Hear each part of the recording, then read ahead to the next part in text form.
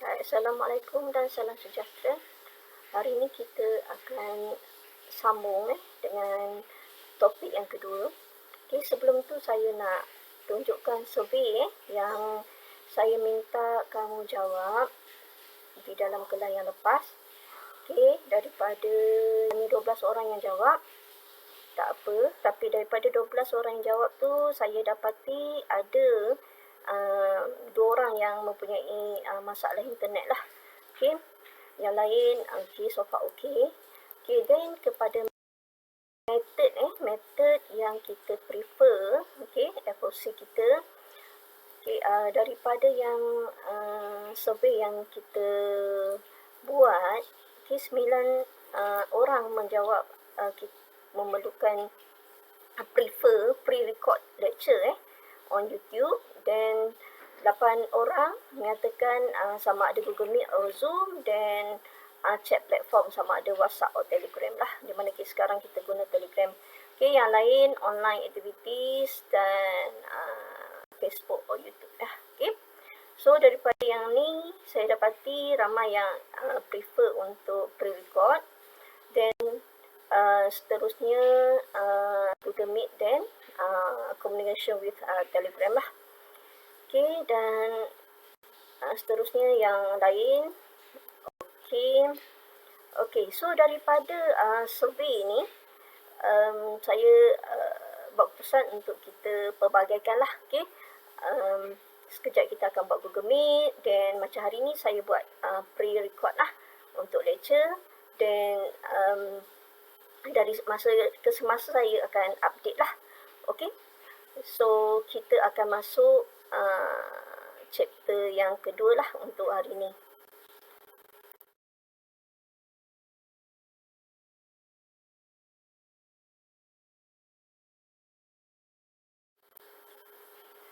Okay, ini adalah yang chapter kedua,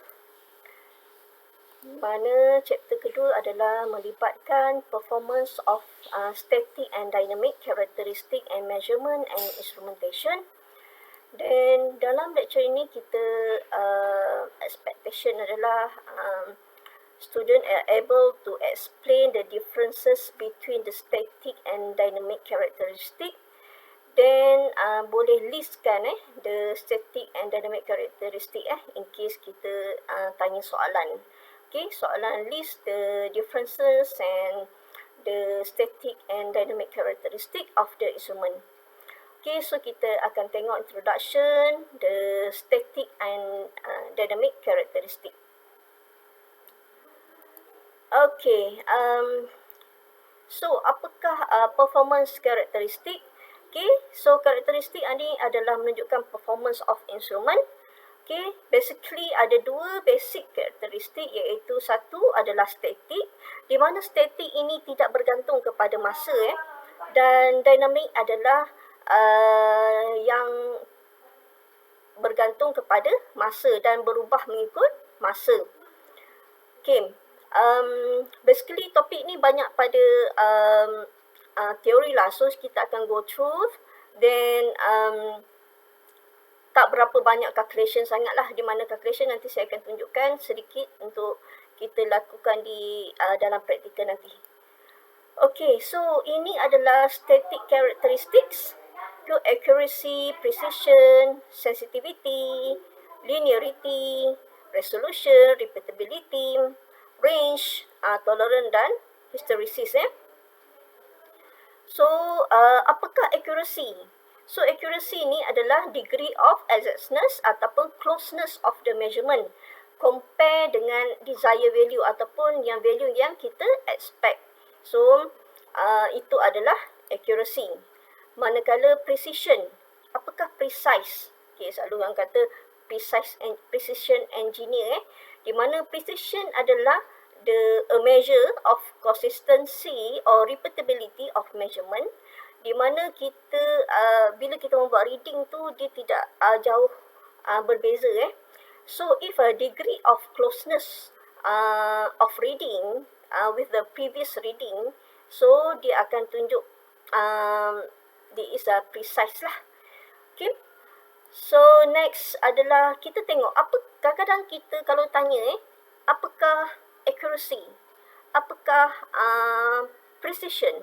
Kadang kita kata, dalam bahasa Melayunya kita kata tepat, kan? Accuracy tepat. Kalau tanya precision, tepat.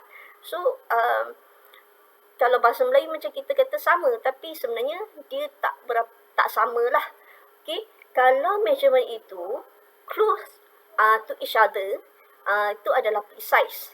Okay, kalau measurement itu close to the correct value, so itu adalah accurate.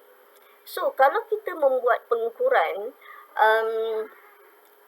dia kadang-kadang precise tetapi tak accurate, ataupun kadang-kadang kita tak precise ataupun tak accurate langsung, ataupun the best thing is precise and accurate. Okay, so kita tengok, okay, contohnya dalam graf ini, okay, katakan kita dapat data seperti berikut. Okay, okay, apa yang kita nampak dan apa kita boleh analyse daripada data ini adalah, kalau high accuracy bermakna the mean is close to the true value. Okay, kalau high precision, the standard deviation ni small. So itu adalah comparison between accuracy and precision. Okay, katakanlah kita berada di dalam industri dan kita ada minta diberi comparison between robots punya work dan kita program, contohnya 3 industrial robots program. Dan contohnya robot itu diminta mengangkat barang, okay, dan kita letakkan pada center of the circle shown below. Then kita dapati robot pertama result dia macam ni, ada dot yang bertaburan, dan robot kedua mempunyai pada satu kelompok tertentu yang jauh daripada target yang tengah. Dan satu lagi adalah robot ketiga di mana dia tepat bahasa Melayu tepat dot-dot itu berada di tengah-tengah table So apakah yang kita boleh analyse daripada keputusan ini? Okay, bagi robot pertama, low precision and low accuracy. Kenapa low precision? Sebab dia jauh daripada satu sama lain, dia jauh, dia rawak ataupun randomly, dan low accuracy kerana jauh daripada target yang di tengah. Okay, so itu adalah low precision and low accuracy. Next, precise but not accurate. Kenapa precise? Precise kerana dia berkelompok, dia mempunyai bacaan yang hampir sama di antara satu sama lain, tetapi tidak berada pada target ataupun di tengah-tengah, so tak accurate. Dan seterusnya, precise and accurate, di mana kita berada pada point yang kita nak dan dia tidak terkeluar, that's mean dia tak adalah random merata-rata. So ini adalah contoh precise and accuracy. Next, sensitivity. So, apakah sensitivity? So, sensitivity adalah ratio of change in the output ataupun respon of instrument to a change in the value of the quantity to be measured. So, kalau kita plotkan graf, kita dapat graf macam ni. Okay, so kita dapat tengok, kat sini Z1 ni adalah most sensitive measurement most sensitive Okay, kalau kita tengok dalam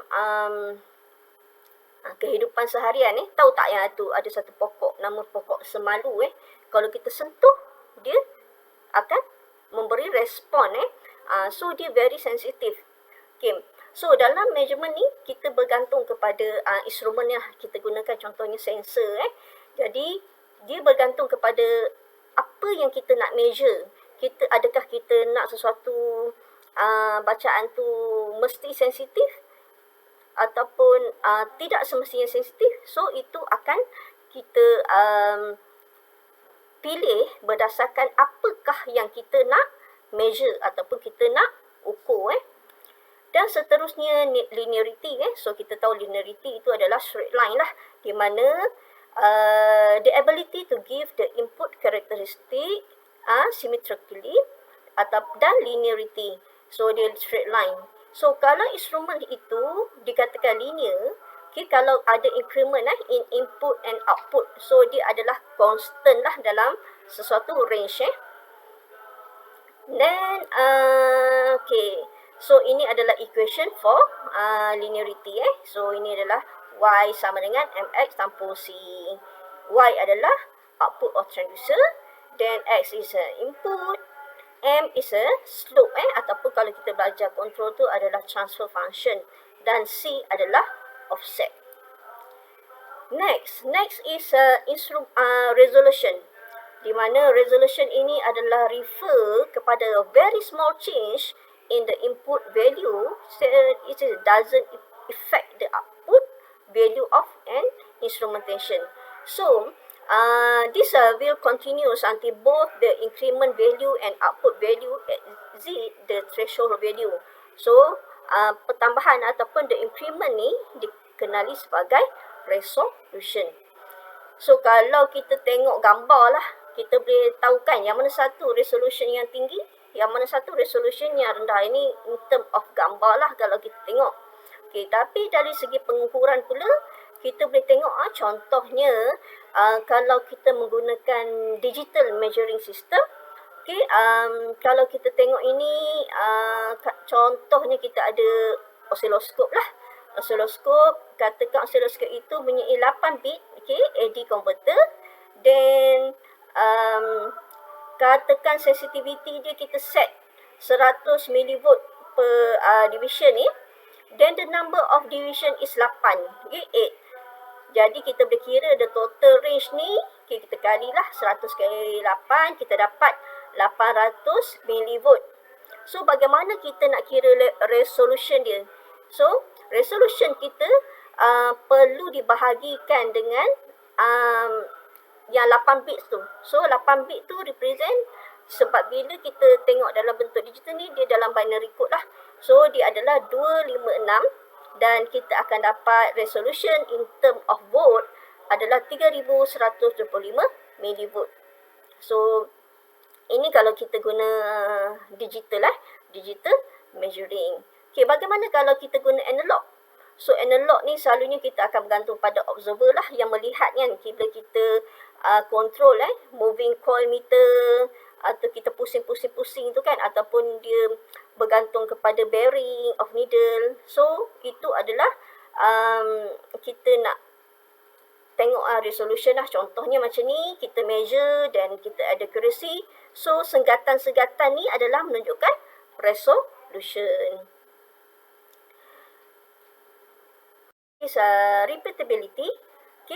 Repeatability defines how consistent is the output of instrument for the same input tried again and again under the same condition. So bila kita repeat, kita tengok the consistent of the response ataupun output.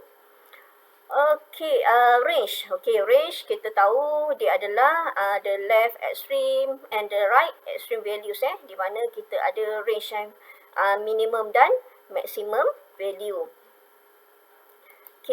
Tolerance. Tolerance is the highest allowable error that is specified in terms in certain values. Apabila kita measure, contohnya katakan kita nak tengok the resistance value of the resistor. Kalau kita tengok the fixed resistor kan ada warna-warna kan, ada warna contohnya black, gold. Then contohnya band yang terakhir tu adalah menunjukkan tolerance. Sama ada 5% ataupun 10%. So itu menunjukkan the highest available value dalam sesuatu pengukuran. Hysteresis pula defined as an instrument showing different output values during loading and unloading condition. So kita tengok hysteresis. Contohnya dalam graf ni kita tengok selalunya hysteresis ni kita boleh analyse daripada graf lah respon of the system Okay, katakan input measure quantity to the instrument is steadily increase from negative value. Okay, kalau input measure tu, input tu di measure quantity dia daripada steadily increase from a negative value, the output reading varies in a manner shown in the curve A. So, mana curve A? So, ini adalah curve A. Kat sini curve A. So, ini curve A. So, variable increasing. Okay, next, if the input variable in the steadily decrease, so they decrease pula, the output varies in a manner shown in a curve B. So, curve B ni kat sini. So, ini adalah curve B. Okay, curve B decreasing. So, decreasing lah macam ni ke bawah. Okay, next, apakah hysteresis? So, hysteresis adalah loading and unloading curve. So, unloading and leading itu adalah dikenali sebagai hysteresis. Okay, apakah important parameters yang ada? So, dia ada maximum input hysteresis, maximum output hysteresis dan dead space ataupun dead zone. So, ini adalah maximum, okay, maximum output hysteresis kat sini. Then, ini adalah maximum input hysteresis dan dia dekat mana yang tidak ada respon. Maksudnya kat sini, di tengah-tengah ni dikenali sebagai dead space. So, kita tengok dead space Apakah dead space ni? So, dead space ni.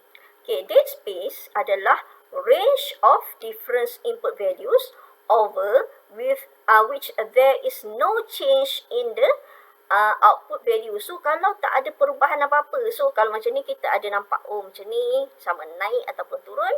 So, kalau dekat tengah nampak macam kosong ataupun tidak ada respon apa-apa, itu dinamakan dead space ataupun dead zone lah. Okay. So, itu adalah static characteristic of the measurement. Okay, next kita tengok pula apakah dynamic characteristic. Seperti mana tadi kita katakan dynamic characteristic ini melibatkan masa the rapid with a time change. Okay, so kalau kita tengok definition dia adalah dynamic characteristic of a measuring instrument is refer to the case where the measured variable changes rapidly. So dia berubah. Okay, so the amount of time depends on the resistance, capacitance, mass and that time of the measuring instrument.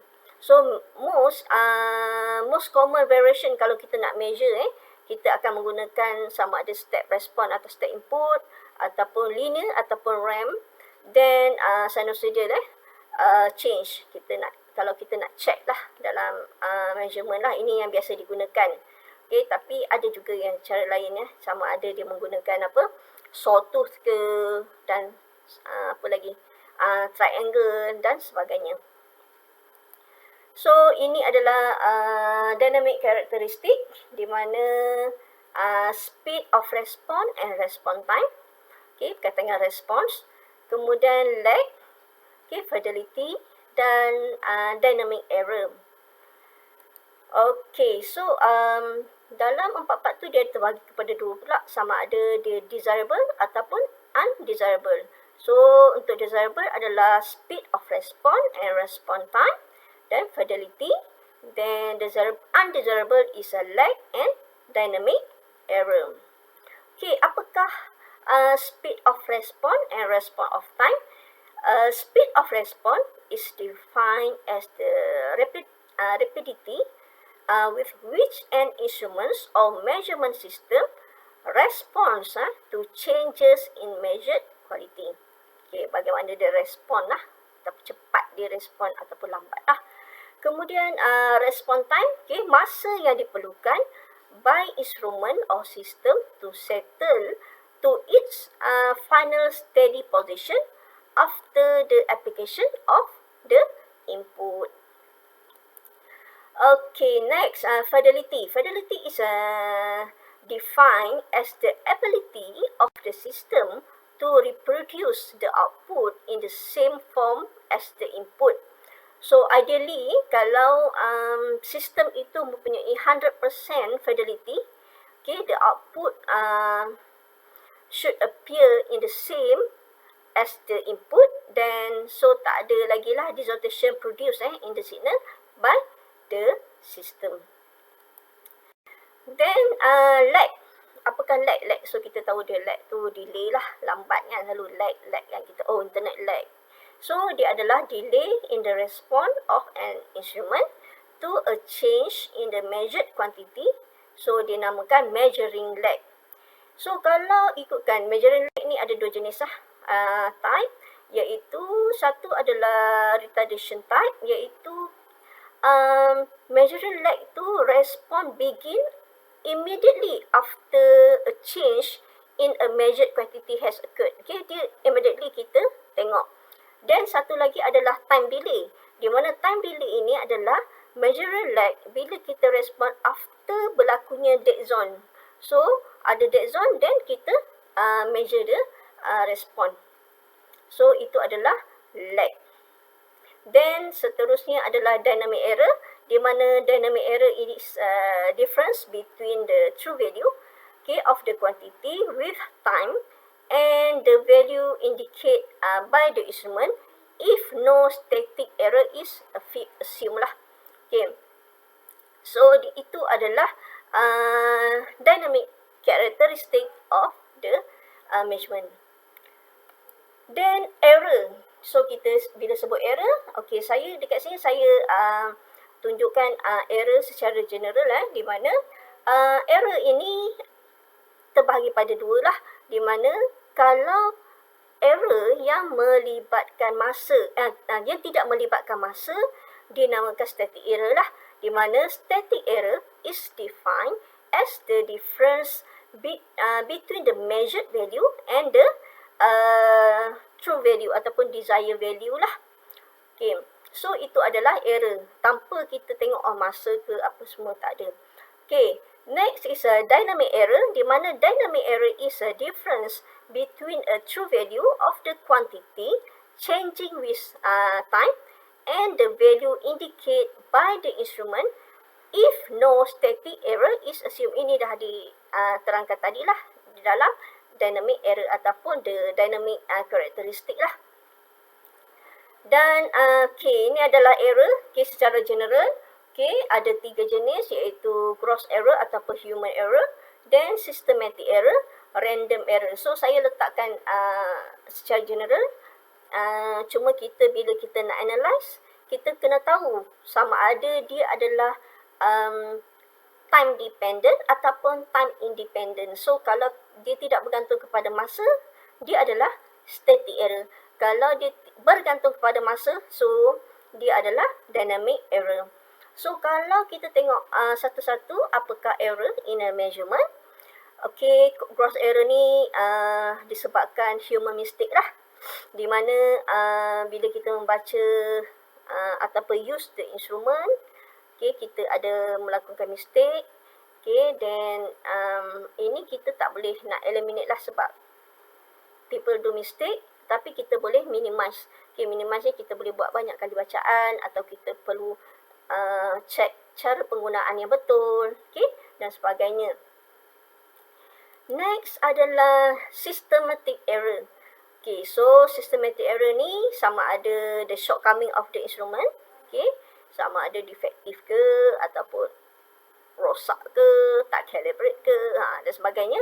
So basically the systematic error ada 3 jenis lah, sama ada instrumental error, environmental error atau the observational error.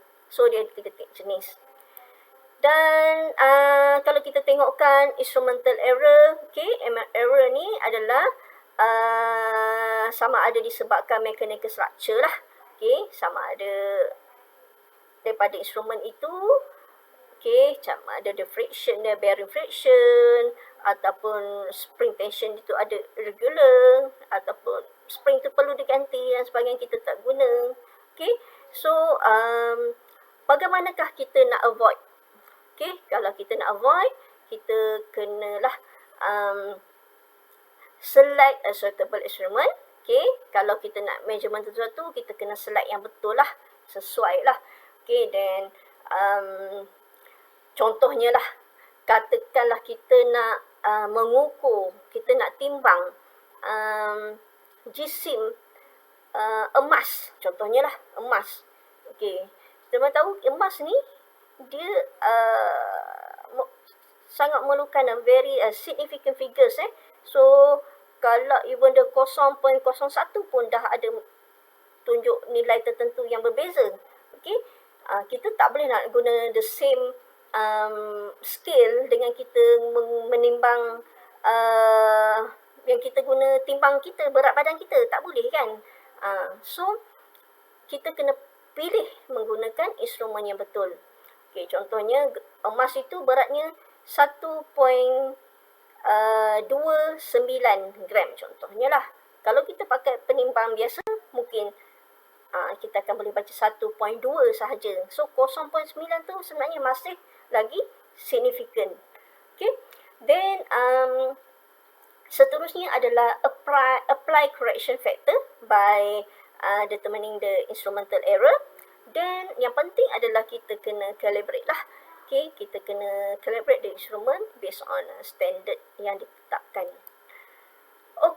Next error adalah instrumental error, environmental error, di mana environmental error yang berlaku ini boleh disebabkan surrounding ataupun condition yang di sekeliling kita. Contohnya temperature, humidity, barometer pressure and so on. Contohnya lah, kita nak mengukur the temperature of the roof, roofing system. So kadang-kadang kita bila mengukur, kita perlu tengok sama ada velocity of angin dan sebagainya, itu boleh effect. So mungkin kita kena ada pengukuran untuk angin dan sebagainya. Contohnya kita nak ukur temperature di dalam bilik. Dalam bilik.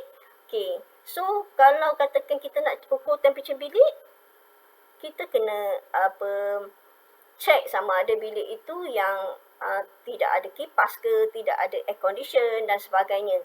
Ataupun kita nak mengukur sound atau nak ukur sound. Kita kena pastikan bilik itu ada proof, soundproof ke dan sebagainya. Itu kita kena pastikan lah. Tengok surrounding kita yang bersesuaian.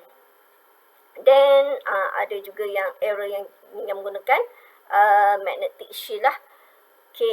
Next, observational error. So error ni yang disebabkan oleh observer lah, di mana observer yang selalunya kadang kita tengok parallax error lah. Kadang kita bila membaca, kadang kita tidak melihat pada paras yang ditetapkan, ataupun kadang kita ada berlaku estimation error. So itu yang kebiasaan yang berlaku lah apabila kita membaca scale lah, reading of the during we do the measurement lah. Next is a random error, di mana random error ini kita tak tahu. Kadang bila dia berlaku, ada berlaku error. So due to unknown causes occur when all the systematic occur they accounted. Maksudnya kita dah tengok, kita check tetap ada problem yang kita jumpa. Okay, so kadang dia memerlukan very high degree accuracy, then it can be avoided. Okay, then we need a bacaan yang berkali-kali. Okay, increasing the number of reading, so repeatability. Then we need to use statistically means to obtain the approximation of true value. So itu adalah error. So itu the end of our topic 2. So we need to know the list of dynamic and static characteristic. Kan tadi kalau tunjukkan tadi static characteristic tadi saya letak 9 then dynamic characteristic tadi ada 4. So nanti you boleh go through. Then dalam karakteristik tersebut kita ada masa kita perlu membuat pengiraan. So saya ada sertakan the practical calculation, the very basic one, okay, to understand what is the accuracy, what is the error, and so on. I will show it later. Then okay, I tunjuklah dekat sini. Okay, so nanti you akan tengok di dalam author. Okay, dalam author saya dah ada letak dalam practical calculation. Ini pun tak perlu hantar. Yes, this is just for you to actually this is as a revision to understand how we calculate the error, the accuracy, the precision. Okay, and tadi saya ada sebut tentang significant figures. So apakah significant figures and so on. So you boleh tengok lah, go through lah, tengok. So kalau kita measure, kita akan ada error. So bagaimana kita nak kira error error, percentage of error. Then bagaimana kita nak kira accuracy. Then apakah calculation ataupun equation for the precision. Okay, so ada example, you boleh try buat dan try jawab. Dah ada semua dalam ni. Okay, contohnya kita ada, macam kan kita dah discuss dalam kelas yang lepas, kalau kita buat calibration, okay, kita buat 10 kali bacaan. Okay, bila kita buat 10 kali bacaan, kita nak kira precision pula. Okay, bila kita kira precision, okay, kita berkira. Okay, contohnya dalam example kedua ini, you boleh tengok bagaimanakah kita nak dapatkan precision lah. Okay, how precise the instrument in the measurement. Then tadi saya sebut apakah significant figures. So significant figures ni kita adalah tengok kalau more significant figure akan menunjukkan the greater precision of the measurement. Okay, contohnya lah, you boleh tengok lah dekat sini. Contohnya 98 ini menunjukkan 2 significant figures. Okay, kalau X2 ni 98.5 adalah 3 significant figures. So ada cara-cara pengiraan untuk kita tengok perbezaan yang kita nak tunjukkan. Kalau lebih banyak significant figures tu akan menunjukkan more precise. Okay, so ini adalah rules for significant figures. Ini actually dah belajar semasa undergrad, so saya just letak sebagai rujukan in case kita terlupa ke kan. So you can go through and tengoklah contoh-contohnya lah yang ada. Okay, contohnya kalau dalam pengiraan, bagaimana kita nak tentukan significant figures. Okay, kalau kita buat penambahan dan penolakan, kita nak pilih macam mana. Kalau dalam multiplication dan division, kita nak kira macam mana. So nanti tuan-tuan dan puan-puan boleh tengok dalam practical calculation untuk untuk hari Ahad lah. Untuk Ahad you boleh tengok lah, go through slowly. Okay, oh ni dah pernah tengok. Okay, so ini pernah ni. So just as for your revision. So I think that's the end of our topic.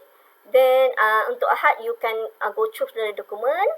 So kita tak akan ada online macam ni lah. So kita akan follow lah yang seperti mana yang kita tengok kan yang dalam yang kita punya survey tadi tu kan, ada survey ni yang kita tengok dalam survey yang saya dah tutup dalam survey kita nak ada apa, kita nak kadang-kadang kita buat Google Meet, okey, kadang-kadang kita akan buat record, dan kadang saya akan communicate di dalam Telegram, dan kadang macam ni lah saya akan buat record Google Meet. So kita akan berubahlah dari masa ke semasa lah. Okay, so next is sensor technology. Sensor technology ni kalau ikutkan dalam RPP, kita tengok RPP ni dalam yang rancangan pengajaran sensor technology. Banyak ni. So capacitive and resistive resistor, then magnetic sensor, then Hall effect sensor, seterusnya this piezoelectric transducer, strain gauge, okay, piezoresistive, optical sensor, dan ultrasonic transducer. So kalau tengok macam ni, saya rasa saya akan bahagikan kepada 2 atau 3 part So kita nanti saya akan sediakan slide, saya akan share slide untuk sensors teknologi. So ini kita akan mungkin ada video lah nak tunjuk contoh-contoh the capacity, resistance center and so on lah. So kita boleh relatekan dalam application, okay, pada instrumen apa yang kita boleh guna this kind of sensors. Okay, so saya rasa itu dulu untuk hari ini. Kalau ada apa-apa soalan, saya alu-alukan untuk tanyalah, okay, di dalam Telegram. Okay, so I think all the best. Oh, okay, before that, kalau yang kelas lepas ada yang tanya apakah kind of test ataupun final exam yang akan dikeluarkan, sama ada macam mana close book ke apa semua, okay. Test dan final yang kita akan jalankan adalah open book open book test dan open book final exam lah, okay. So bagi yang belum buka author lagi, you boleh tengok author, go through, sebab saya ada letak assignment assignment untuk 1, 2 dan 3 project. Okey, saya nak explain sikit tentang assignment. Okey, untuk assignment 1 dan assignment 2 sebenarnya sambungan je. Sambungan 1, okay, 1 you explore, okay. Dan kedua, you try to use system ataupun application from the example, okay, orang dah buat, you try explore, dan you can copy and modify, okay. Then itu adalah assignment 1, assignment 2. Nanti kita akan go through lagi. Okay, then untuk project. Okay, untuk project, sebenarnya untuk memudahkan kamu adalah saya cadangkan, saya tak kisahlah kamu nak buat macam mana, tapi saya cadangkan, since kamu ada group kan, ada 2-3 orang, satu group 2 ataupun 3, okay, kamu ambil je daripada assignment 1 dan assignment 2 tu, dan kamu combine kan, sebab kan minimum 2 input kan yang tak regulate, yang satu lagi satu yang boleh kamu boleh control. So kamu boleh combine you punya sistem, kawan awak, contohnya awak ada 2 orang dalam tu group, combine lah 2 orang punya tu, dan jadikan satu sistem. Okay, kalau 3 orang, buatlah 3. Macam tu. Kalau nak 2 pun tak apa, minimum 2, it's okay. So, once you decide macam tu, dalam assignment 1, assignment 2, you pun boleh decide, okay, you buat ni, you buat ini. Jadi, berbeza lah. Bila beza ataupun, so it's depend on your creativity lah. Just saya bagi tahu tu supaya kamu senang lah. Senang, okay, maksudnya combine, sambung je. Assignment 1, assignment 2, assignment 3, you combine. Then, tengok output. Okay, so kalau ada apa-apa soalan, boleh tanyalah. Okay, so that's the end of our class. All the best and good luck. Okay, bye.